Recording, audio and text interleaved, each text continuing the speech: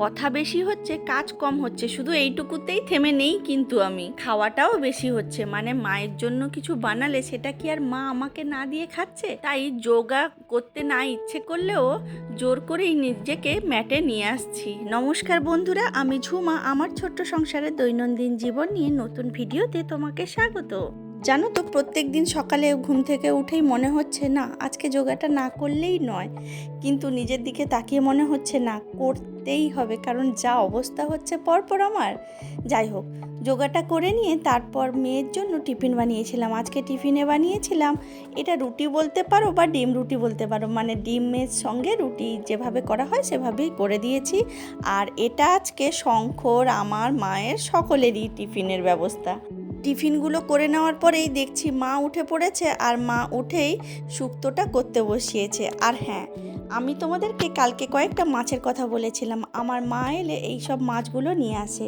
একটু আগে যে মাছটা ভাজতে দেখলে, মানে মাছের মাথাগুলো, সেইগুলো আমাদের ওদিকে তাল কর্মা বা তাল কর মাছ এই রকম কিছু একটা নাম বলে। তোমাদের এখানে কি নাম বলে জানি না। আর এই মাছটার নাম হচ্ছে তেল টাপড়া। তো তোমরা অনেকেই জানতে চেয়েছিলে, সেজন্যই আজকে বলে দিলাম।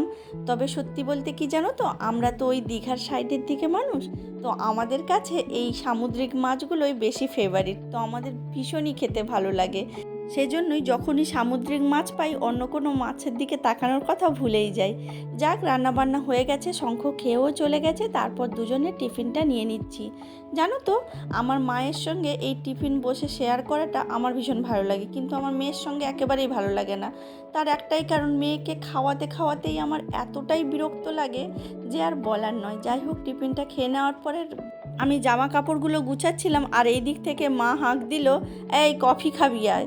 আমি কফি খেতে ভালোবাসি সেটা মা জানে, কিন্তু এই বৃষ্টিকাল হলে যে একটু বেশি ভালোবাসি সেটাও মা ভালো করে জানে। তো আমরা দুজন একসঙ্গে জমিয়ে বসে কফি খেলাম। তারপরেই মনে পড়লো বেশ কয়েকদিন ধরে এই পার্সেলটা এসে পড়ে আছে। তবে কিসের পার্সেল এটা কিন্তু আমি তোমাদের এখন বলবো না, এই পার্সেলটা পরে দেখাবো। তো সেটা আজকে আনবক্সিং করলাম।